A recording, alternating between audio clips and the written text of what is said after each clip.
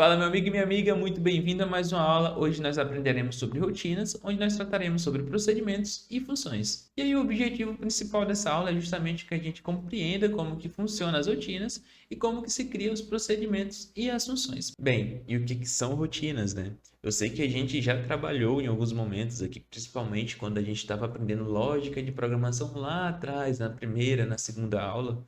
Mas é muito importante a gente trazer esse conceito de rotina novamente. E aí, a rotina, na sua definição, é o modo como se realiza alguma coisa sempre da mesma forma. E aí, o exemplo é o trabalho, dirigir um carro, ou até mesmo sua rotina e do seu cotidiano. Então, você provavelmente tem uma rotina, horário de acordar, horário de fazer tal coisa, fazer outra coisa, esse tipo de coisa. E aí é literalmente assim, você cria procedimentos, cria rotinas que você vai executando quando você precisa realizar determinada tarefa. E ali, por exemplo, quando você tem que dirigir um carro, você tem uma rotina de como dirigir o carro. Você não vai lá pegar o manual de instrução para ficar olhando, pô, eu tenho que botar aqui a chave na ignição, tenho que rodar. Não, você já tem uma rotina ali dentro da sua cabeça que você sabe que você vai botar a chave, vai ligar, vai pisar na embreagem, passar a marcha e sair. E aí você cria uma rotina, e esse é o conceito de rotina. E aí quando a gente chega na programação, uma rotina, ela tem como objetivo realizar uma tarefa muito específica, assim como na vida ela tem esse mesmo objetivo. E aí, por exemplo, aqui seria uma média entre dois números, solicitar dados para o usuário ou etc. E aí, imagina lá no seu algoritmo que você está criando, você tem determinadas situações que você precisa chamar a mesma execução de código. Um exemplo muito bacana disso é o escreva. Escreva em determinados momentos, você precisa escrever uma situação. Então, toda vez que você precisa escrever alguma coisa, você chama a função, que é o escreva, e ele literalmente vai lá e escreve algo para você. E aquilo dali é uma rotina, que aquela é a rotina para escrever. E é assim que funciona a rotina na programação, certo? Só que aí, ela se divide em dois tipos. A gente tem dois tipos de rotina. A gente tem um tipo que é o procedimento e tem um tipo que é uma função. E aí, qual que é a diferença entre eles dois? O procedimento, ele é basicamente uma função, só que ele não tem retorno. O escreva, ele é um tipo de procedimento, que ele não retorna nada pra gente, ele só vai lá e escreve. Já a função, ela retorna uma coisinha pra gente vai ver um pouquinho mais à frente, beleza? Mas são essas duas diferenças. Dentro do Portugal Studio, a gente chama procedimentos também de função. Só que aí quando a gente vai escrever, a gente muda um pouquinho o jeito de escrever. É aqui a questão de procedimentos, e aí até trabalhando a questão do conceito de procedimentos, ele é um tipo de rotina, obviamente, que realiza uma determinada atividade. Então ele só vai lá e realiza. Por exemplo, enviar um e-mail, escrever uma mensagem e etc. E aí entra justamente nesse conceito que eu estava trabalhando. Um procedimento, ele realiza uma atividade específica, muito específica, só para a gente chegar ali, pô, eu preciso escrever alguma coisa, eu preciso enviar alguma coisa, eu preciso fazer alguma coisa. A gente usa um procedimento justamente para fazer isso. E agora a gente vai pegar aqui e vai criar justamente um exemplo para vocês verem como que funciona esse procedimento. Vamos lá, Portugal Studio? Então, a gente já com o Portugal Studio aberto já se depara com o nosso primeiro procedimento, que é justamente essa função início, parênteses e chave. William, como assim ele é o nosso primeiro procedimento? Lembra do que eu falei? Dentro do Portugal Studio a gente trata funções e procedimentos da mesma forma. Só muda ali que a função ela vai ter um retorno. Então, como o procedimento ela é uma função sem retorno, então isso daqui é um procedimento. A gente tem uma função, a gente tem o nome, tem os parênteses e as chaves. Nesse caso, esse procedimento ele serve justamente para conseguirmos iniciar. Então, tudo que tiver dentro desse procedimento vai ser a função que vai ser chamada lá no início para executar. E aí, para a gente criar um procedimento aqui muito básico, a gente vai seguir a semântica, o jeito que escreve do nosso início. Então, a gente vai criar uma função. E aí, para a gente ter um exemplo bem bacana, tipo, eu já disse ali que o escreva é um modelo de procedimento. Então, eu vou utilizar aqui o escreva, só que do jeito mais diferente. Então, tipo, a gente vai ter aqui o escreva L, que vai ser justamente uma função, sei lá, para quebrar nossa linha. E aí, eu abro e fecho o colchetes. Deixa eu dar um Ctrl Z aqui para organizar direitinho. E aqui dentro desse escreva L, a gente pode escrever o método escreva e simplesmente quebrar a linha. Então, usar um barra N aqui. E aí, aqui dentro do nosso programa, a gente pode chamar esse procedimento. Então, escreva L. E aí, depois do escreva L, a gente pode chamar outro escreva. Então, tipo, escreva olá mundo também. Quando a gente executar, vai ficar aqui um abaixo do outro. E se eu tirar o nosso escreva L, ele não vai quebrar. Então, ele vai escrever um ao lado do outro. Então, eu criei aqui um procedimento que toda vez que eu chamar ele, ele vai quebrar a linha. Pô, William, mas mesmo assim ainda tá complicado. Então você poderia botar, sei lá, criar uma função que você pode chamar de Q. Simplesmente aqui um Qzinho, só que toda vez que você chamar essa função, esse procedimento, ele vai pegar e vai quebrar a linha para você. Então, Q, parênteses, e aí quando executa, ele quebra a linha. Então esse é um modelo de como que funciona o procedimento. Bem, agora que já aprendemos procedimentos, a gente vai ver um pouquinho sobre funções. E ela também é um tipo de rotina, só que diferente dos procedimentos, ela retorna um determinado valor. E aí o melhor exemplo que eu tenho para trazer isso daqui para a gente é calcular a raiz quadrada, onde a gente chama lá a biblioteca de matemática e dentro dessa biblioteca a gente chama a função, passando os valores, e aí ela retorna o resultado da raiz para nós. Então, a gente chama a função raiz, passa os parâmetros que a gente vê um pouquinho mais à frente, e aí ele retorna um valor dentro da função, a qual a gente pode atribuir a uma variável, e assim trabalhar no nosso código. Isso facilita muito quando você precisa fazer muitos cálculos, você precisa chamar tais coisas, você precisa executar coisas determinadas. Então você cria funções e você apenas chama essa função lá dentro do seu código, beleza? Vamos ver como é que funciona? Bem, aqui a gente vai criar como a gente cria o procedimento. Então a gente vai criar aqui uma função, certo? Função. Daí a gente dá o nome para a nossa função. Eu vou chamar essa função aqui de idade. Vai colocar os parênteses. E aí a gente vai colocar os colchetes. Beleza, aqui a gente tem um procedimento. Só que a gente tem que criar uma função. E nesse caso aqui, vou passar uma função que apenas retorna aí uma idade para a gente. Não precisa ser algo tão complexo, algo tão bem trabalhado com dados, com multiplicação. Mas eu só quero que vocês entendam isso daqui. Mais à frente a gente vai trabalhar um pouquinho mais a questão de dados, de fazer algumas coisinhas mais complexas. Mas assim, para a gente modificar um procedimento para uma função, a gente tem que definir qual que vai ser o tipo de retorno. E a gente define isso aqui, do lado do nome função. Então, nesse caso aqui, eu quero que ela retorne um inteiro para mim. E aí ela já começa a dar um erro porque eu não estou retornando nada. Então, para ela parar de dar o erro, eu preciso colocar aqui um retorne e eu posso colocar 10. Opa, 10. Então, eu tenho uma função que ela vai me retornar um valor inteiro, que ela é chamada de idade, e ela está me retornando 10. E nesse caso aqui, quando eu chamar essa função, eu posso até criar uma variávelzinha aqui. Então, criar uma variável inteiro, a, e o a vai ser igual à função idade.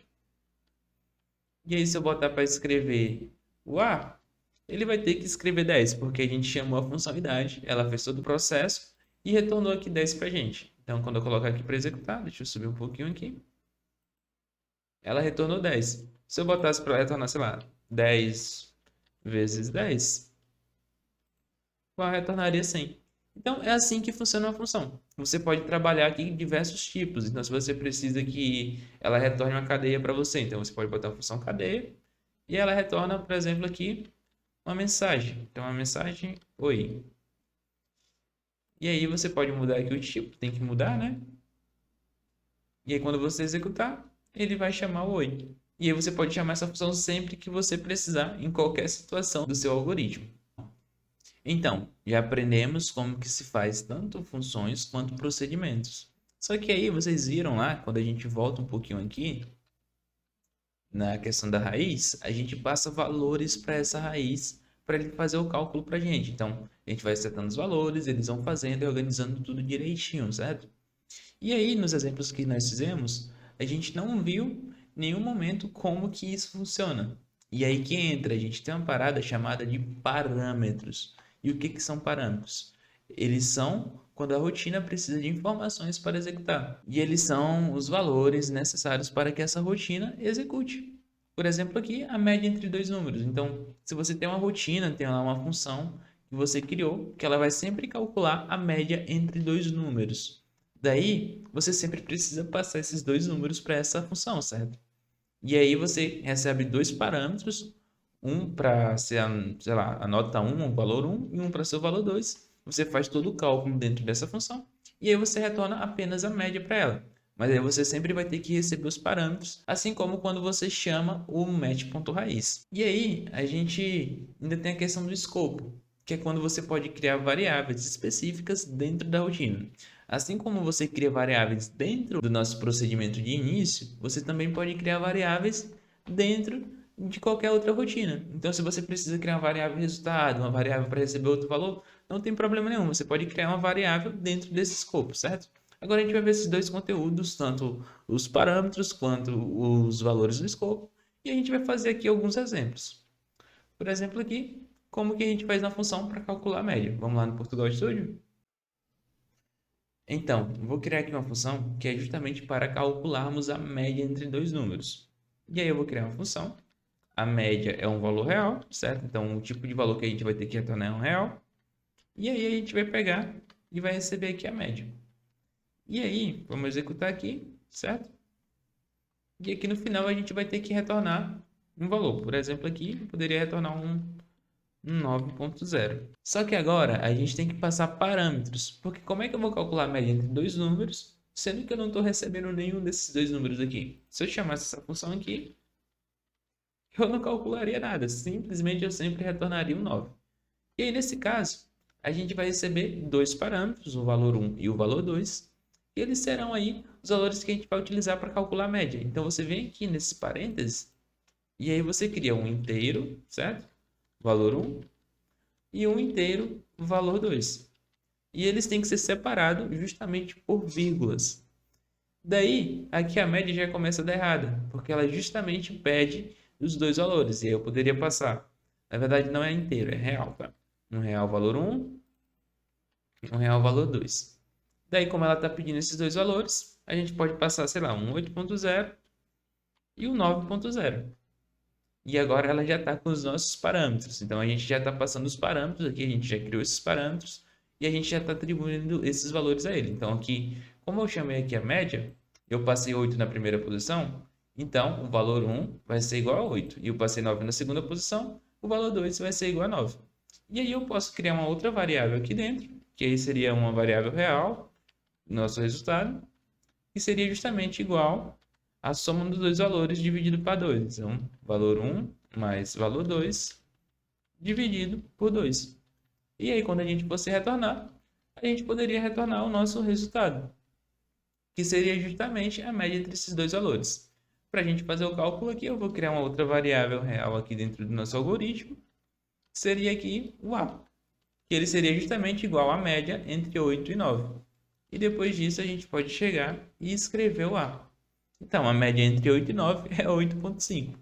E aí, quando a gente executa, deu aqui um 8.5. Vou até apagar esse celular mundo aqui. Ok, 8.5. E aí, essa função ela pode ser utilizada em qualquer momento do seu algoritmo para você calcular a média entre dois valores. Então, por exemplo, se você tivesse aqui mais algumas outras coisas. Então, tipo assim, tem um escreva aqui um monte de tracinho, por exemplo. Vou botar aqui só para ficar, só para a gente exemplificar, certo? Eu vou botar aqui um monte de execução. E aí aqui você quer fazer um outro cálculo de média. Então você pode criar aqui mais uma variável real. Real B é igual a média entre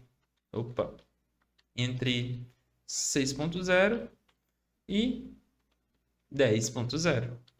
Então a gente já calculou outra média, sempre passando aqui os dois valores como parâmetro. E aí a gente pode escrever o B também. Então quando a gente executar isso aqui, 8.5, a média entre 6 e 10 é 8, e a gente já teria outra média. E aí se a gente quisesse calcular a média de novo, por exemplo, agora eu quero calcular a média entre A e B. Você poderia também utilizar mais uma vez a função que você criou, atribuindo aí numa variável. Então a variável C vai ser igual a média entre A e B. E aí você pode novamente fazer o cálculo.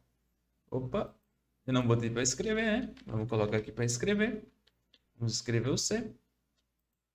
E aí deu 8.25. Vou até botar aqui para quebrar também para ficar mais organizado. Precisa desse monte de linha. Aí ficou um 8.25. Então aí a gente já tem o nosso procedimento aí executando nossa função, executando nesse sentido, onde a gente está passando parâmetros para justamente executar esse tipo de situação. E aí você também pode passar parâmetros em procedimentos, não só em funções. Por exemplo, se você quisesse transformar aqui essas barrinhas em um procedimento. Então, a gente teria uma função que aí seria, sei lá, texto, a gente executaria aqui, e aí a gente pega e passa essas barrinhas aqui para cá. Para dentro desse nosso procedimento, né? Eu vou colocar um barra N nessa primeira aqui, que ele vai pegar e vai quebrar também para ficar um pouquinho mais organizado. Então, toda vez que eu chamasse esse texto aqui, então, eu escrevi o A, vou chamar o texto. Eu escrevi o B, eu vou chamar o texto. Ele chamaria as barrinhas. Então, quando eu colocar o play aqui, ele colocou 8.5, 8 e 8.25. E aí, toda vez que eu chamei o texto, ele colocou as duas barrinhas. Então, e se eu quiser escrever o valor lá que a gente recebeu na função, na variável, dentro dessa, toda vez que eu chamar essas barrinhas. Então, eu posso criar aqui um parâmetro que vai receber um valor real, certo? Que vai ser o nosso valor. E aí a gente pode pegar e escrever esse valor aqui. Daí, a gente pode chamar aqui, ó, o texto, ele vai mostrar o valor A. Daí aqui o texto, ele vai mostrar o valor B. E a gente também pode chamar aqui o texto e mostrar o valor C. Daí a gente não precisa mais, desse escreva aqui. Então a gente pode apagar o escreva, porque nosso procedimento texto já está escrevendo os valores para a gente. Então quando a gente executar aqui, ele chamou a barrinha, barrinha, 8.5, barrinha, barrinha, 8 e barrinha, barrinha, 8.25, justamente fazendo aí os cálculos para a gente e já mostrando. Então a gente tem uma função aqui real que faz o cálculo da média e a gente tem aqui um procedimento texto que justamente mostra essa média para a gente, beleza? E agora que já aprendemos o que são rotinas, procedimentos e funções, e como que a gente passa parâmetros para dentro dessas rotinas, a gente vai fazer alguns exercícios. E o primeiro é justamente fazer um procedimento que recebe um valor inteiro e escreve se esse valor é positivo ou negativo. Então, vou criar aqui uma função. Nesse caso aqui a gente vai precisar de um procedimento, então ele não vai ter retorno. E aí essa função eu vou chamar ela de positivo ou negativo. Daí a gente cria aqui, finaliza. E aí lá no exemplo, a gente diz, né, que ele vai receber um valor inteiro e a gente vai dizer se esse valor que a gente está recebendo como parâmetro é positivo ou negativo. Então eu vou chamar aqui o valor inteiro de valor 1. E aí a gente vai verificar. Se esse valor ele for positivo, a gente escreve positivo. E se ele não for positivo, a gente escreve negativo. Então vamos lá. Se o valor 1 é maior que zero, daí a gente escreve positivo. Se não, a gente escreve negativo. Daí a gente pode fazer isso e chamar essa função sempre que a gente precisar saber se o número ele é positivo ou negativo. Então, por exemplo, se eu criar uma variável aqui, cadeia. Opa, se eu não preciso criar variáveis. Então, eu posso simplesmente chamar ele aqui, positivo ou negativo,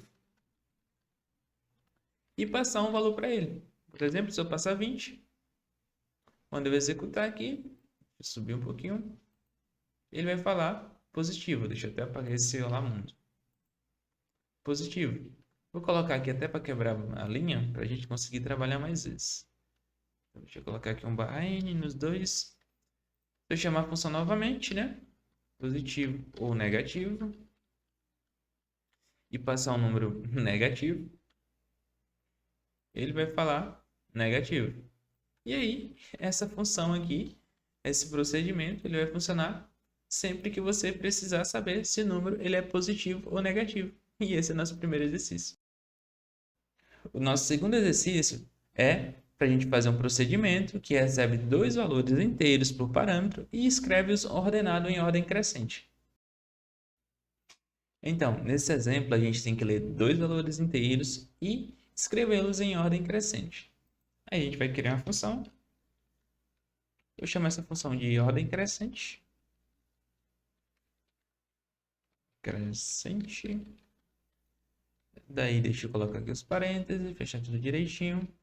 Aí a gente já tem nosso procedimento, né? Como a gente vai receber dois parâmetros como valores inteiros, a gente vai criar o inteiro, valor 1, o inteiro, o valor 2.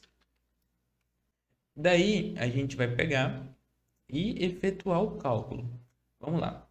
A gente vai verificar se o valor 1 é maior que o valor 2. A gente vai pegar e vai escrever o valor 1 primeiro, botar uma vírgulazinha, espaço, outra vírgula e o valor 2. Se não, a gente vai escrever ao contrário. Então, escreva o valor 2, vírgula, vírgulazinha e o valor 2. Daí, a gente já pode chamar a nossa função aqui, nosso procedimento. Então, toda vez que eu passar aqui dentro da ordem crescente dois valores, então, por exemplo, se eu botar 20 e 19, ele vai escrever aqui para a gente esses valores em ordem crescente. Então, ele vai escrever 20 e 19. Opa, tem uma coisa errada. Porque se fosse em ordem crescente, teria que escrever 19 e 20. Então, eu errei aqui a lógica. Então, o valor 1 tem que ser menor que o valor 2. E aí a gente escreve o valor 1 primeiro. Então, se o valor 1 é menor que o valor 2, a gente escreve o valor 1 primeiro, depois o valor 2. Se não, a gente escreve o valor 2 e depois o valor 1. Até botei aqui valor 2 e valor 2. Então, agora sim tá certo. Então, a gente escreveu o 19 e o 20. Se a gente trocar aqui e colocar o 18 e 19, a gente vai ter o 18 e 19. Então, a gente já tem aqui um procedimento, barra função, né? Que faz justamente esse cálculo, onde ele verifica qual que é o valor e escreve-os em ordem crescente.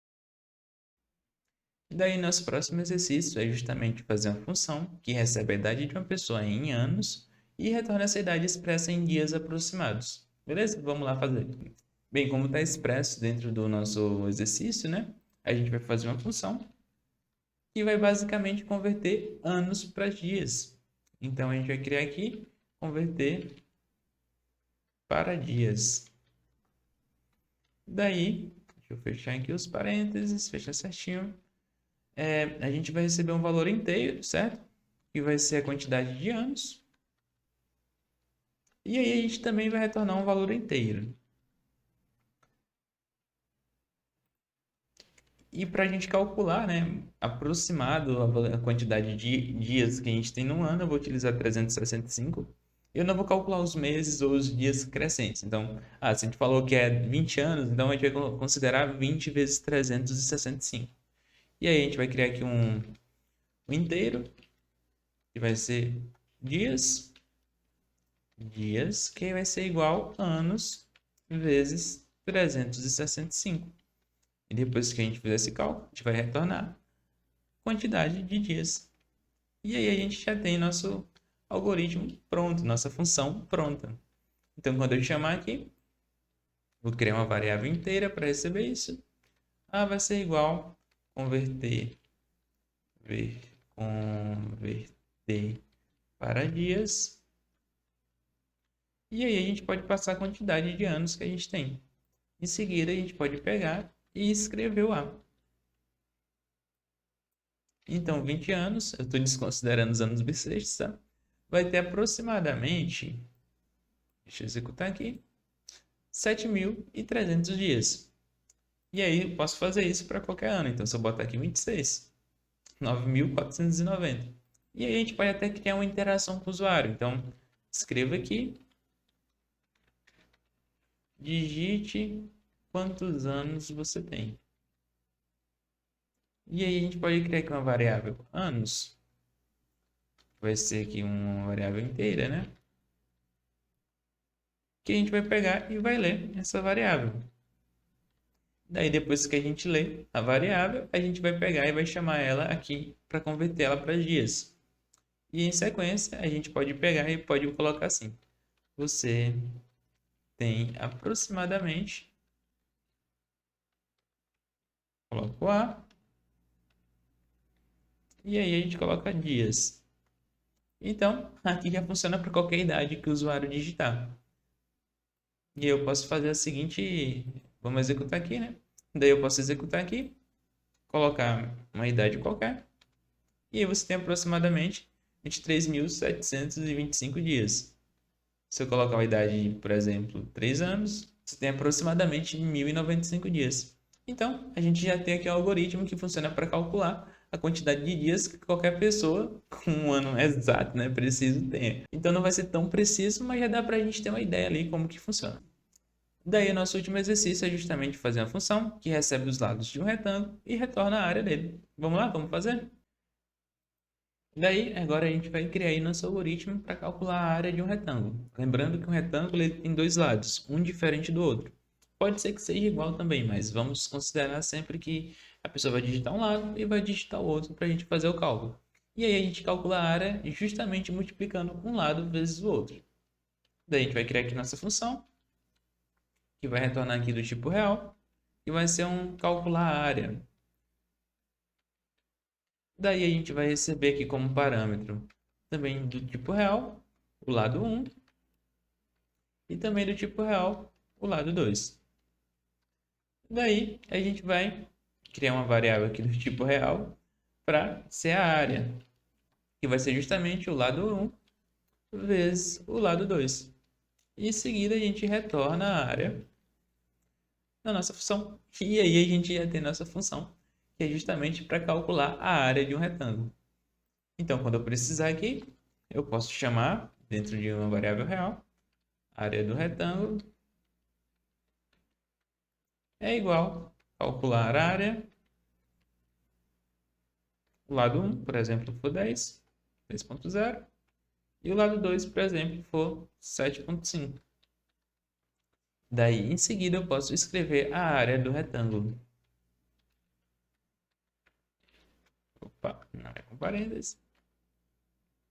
E quando executar, opa, ficou muito pequenininho, deixa eu apagar aqui até esse Olá Mundo. Daí, quando executar, a área desse nosso retângulo é de 75, que é justamente 10 vezes 7,5. Se eu botar valores mais quebrados, por exemplo, assim, a nossa área do retângulo vai ser 93,47, um monte de 9 aí em sequência. Então, a gente já tem nosso algoritmo justamente para calcular a área de um retângulo. Então, muito obrigado por ter chegado até aqui. Eu sei o quanto está sendo difícil, o quanto essas coisas às vezes parecem tão complexas, mas não desista, continue persistindo porque no final vai tudo valer a pena, isso eu garanto. E aí, qualquer coisa que você precisar, qualquer dúvida que você tiver, você entra em contato com o nosso suporte, pode ser pelo Telegram, pelo WhatsApp, por e-mail. Fique à vontade para entrar pelo meio que você achar confortável. É isso, muito obrigado e até a próxima aula.